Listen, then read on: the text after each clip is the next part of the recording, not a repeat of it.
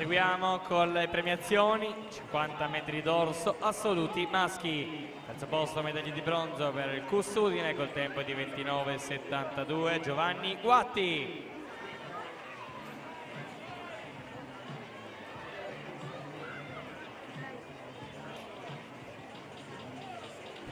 Secondo posto medaglia d'argento per l'amatori nuoto col tempo di 29,57 Massimiliano Sacchetto.